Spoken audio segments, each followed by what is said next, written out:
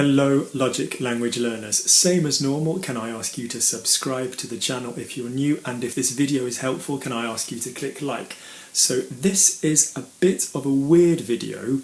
This is a specific response video to somebody who has a problem with certain words, pronouncing certain words in French. So when I told a couple of the people I was teaching this afternoon about the video I'd done this morning about the pronunciation, strangely, two of them knew of the same video, which was a girl who, fantastic girl who's been learning French called Andrea, and the problems she had pronouncing certain words. So I watched her video and the link is underneath. She's got a great channel, she's really enthusiastic, she's not a fluent French speaker, she's better than she actually realises that she is. There's just a few air problems we need to solve, but basically, yeah, Andrea, if you see this video, I would love to work with you. So I'm just going to go through the problems she has, because I think it would be good for you guys as well. Okay, so the first sound that Andrea had, and a lot of this we've done before in my methods, guys who are my regulars, and a lot of these we've covered in the space this morning, but this is just aimed at Andrea in a bid to help her. So the first thing is the word un, the sound un, okay? So the words that Andrea quoted were matin, certain, okay? So let's look at the sound and then let's talk about what we're doing, okay? Place your fingers here, okay? If you went too nasal, which would be quite a southern sound in France, okay, we're going to be un, okay, which indeed is what happens if you kind of go into the Marseille accent, okay, you're going quite down there. So you are hitting between where the nose vibration is and where the upper palate is. So do it for me purely with the mouth, now do it in the nose, and it's going to hit somewhere in the middle. But the point is, Andrea, and this is what you need to get with any of the pronunciation issues that you have, is vowels are open mouths. And especially if you're a North American speaker of English, you guys speak so nicely, you push on the diaphragm, you make all this sound come out. And whereas English people kind of tend to use their sort of consonants, and it's sort of, especially if they speak sort of received pronunciation, it's kind of quite posh. So the point is, you're used to using air in a constant supply and a flow to make your sound. So it doesn't matter what shape you get your mouth in if you don't have enough air coming through. So just practice for me, just say and try and catch the vibration, okay? Now the other thing you need to think about, Andrea, is where the stress is going to come in the word, because you're going to have certain, okay, rather than certain, okay? But it depends. Most French words, the stress will be on the beginning. But the point is, you are going to play the longer game. You are going long with your vowels, okay? Certain, okay? Un. While we're there, Andrea, I'm sure it's probably fine, but no, we'll deal with that later. Right, the next word you had a problem with, which to be honest with you is pretty rare nowadays, because people just say violet, enfin violette, is the word propre. Now, the problem with this word, okay, and there are two kinds of ways that you hear it said, okay? I will include a link underneath, which is a fantastic website called Forvo, forvo.com, where when you click on a word, it will show you how you pronounce this word. And you see all the regional variations, and I think you know about those anyway, Andrea. But for example, on this website, you have pourpre, yeah, pourpre, and you have propre, which is kind of one sound, 1.5 syllables, okay? So the point is, you started addressing this, you've got all the answers, every word you said you had a problem with, you gave a brilliant answer for, so just put it into practice. The fact is, you are saying pour, so let's make sure we've got that pour rather than pur, because pur is obviously pure, okay? Pur, no pour. So the point is, you're going to be joining this up. Now, generally when we go with vowels, we want to make our mouth go open and we want to go long. Okay? E, I, A, U. Alors effectivement, quand je te parle en français, largement, je veux que tu t'arrives à me comprendre. Je vais ouvrir la bouche comme ça. Et donc justement, quand tu vas me parler, moi, effectivement, tu vas faire sortir l'air comme ça va sortir de ta petite bouche. That's how we kind of want to be speaking in our French. We don't want this closed mouth thing that's going on. il y a certaines femmes avec un petit accent comme ça qui parlent un peu comme like little receptionist, little Parisian receptionist, maybe, but we don't want that, okay? So what we're saying is, but with propre, it's all quite together. So what you're going to do for any R is blow. Look at my mouth. If you don't blow air through the top of your palate, you need to make everything bigger. R, P, D. Okay, so I get rid of all my air. D, P, R. Look at my mouth. D, it's ugly. Yeah? A tiny little catch. P, P, less than that. P, K, T. I'm catching all the consonants. So you just need to blow the air through. Imagine, and I hate smoking, and everybody who watches my videos know this. Imagine you've got a gauloise and you're smoking. Fin, pur, pour. Yeah, a little bit of nonchalance, and that's what's going to happen. So just blow the air through more, okay? So the point is, propre, you can keep it all together. It's one of the ones where I'm actually going to say keep the consonants together. Otherwise it becomes propre, which is just weird, okay?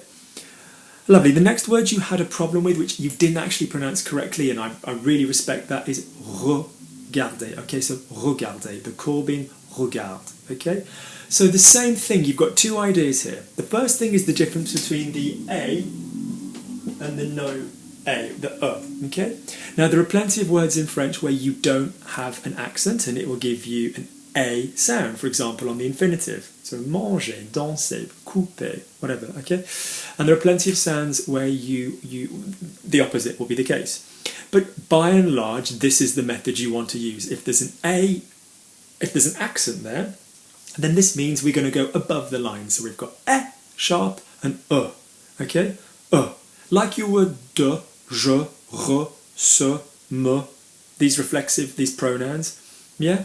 Le, the, like Homer Simpson, be really ignorant, So effectively, if you're saying re, you first things first, we've got to find the vowel we're doing. Not re, that's English. Re, we've got re, okay? And you spoke very well about what happens with u and oo, and this is a similar thing. So the fact is, when you've got your R, what have I said is the trick to an R? Either before the R or after the R or whatever's happening, it's about air. So focus, which is ironic because air is how we pronounce R in French. Some accents roll their R more, some accents roll their R less, but the point is it's about the air. So if you are saying re, you are looking at the vowel that you're saying it on. Don't think about the R, go to what comes next, okay? Regardez, yeah, regarde, relaxez, regarde, moi je regarde. Ouais? Tu fais quoi ce soir? Non, je regarde un film, I'm looking at a film, I'm watching a film. Okay, so that's the issue. Find the vowel that comes next. If being an American, if any of you are any Spanish speakers, I guess it's just the same as if you had jota in Spanish. So jardín, yeah, you're going to the A rather than jardín. Okay, lovely. The next word that you had was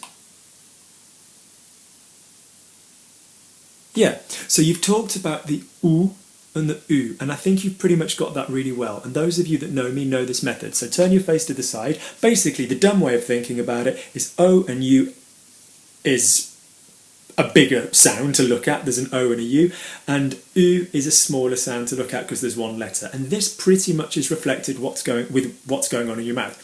So O and U is oo, like a monkey. So just enjoy that sound. Remember it's a vowel, so I want you to play with the air coming out. Ooh, ooh, ooh, ooh, ooh, ooh, ooh, ooh, ooh, ooh, ooh, ooh, ooh. Okay? Now go with the U. So if I go ooh, ooh, ooh, look what happens to my lips. Ooh. If I go U, U, U, U, ooh, ooh, ooh, ooh, you can see the difference. The U is all about the top lip. And you'd have a beautiful consonant catch when you say words like pu, tu. Alors effectivement, moi j'ai pas pu prononcer. You've got a gorgeous little catch there, so that's really good, Andrea. But the fact is, you need this oo for the mouth. And again, go long with the vowel. Your vowel placement is perfect. You're getting everything in the right place, but you're trying to hit it in one go. So you're trying to go pou, yeah, which is too fast. Pou, yeah, pouvoir, yeah, not pouvoir. So you get the impression in French that it's quick. It's not quick, it's joined. Okay, so don't go when you speak. Okay, There are times when we obviously do that, but generally you want to go longer in your French. You're exposing people to more sound. Otherwise, it's like saying, Luke, it's like me saying to you, Andrea, which tie should I wear tonight? And not letting you see them, okay?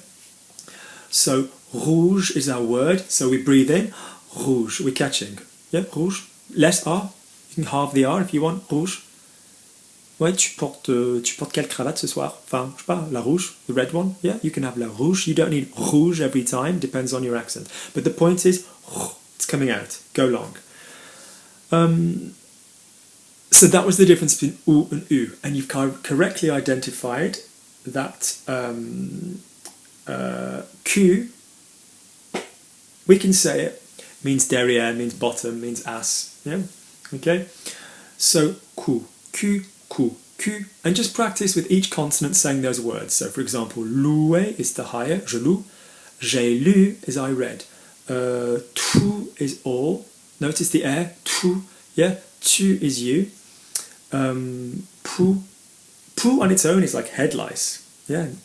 Pu is j'ai pu, or ça pue, it stinks. What a lovely video. Okay.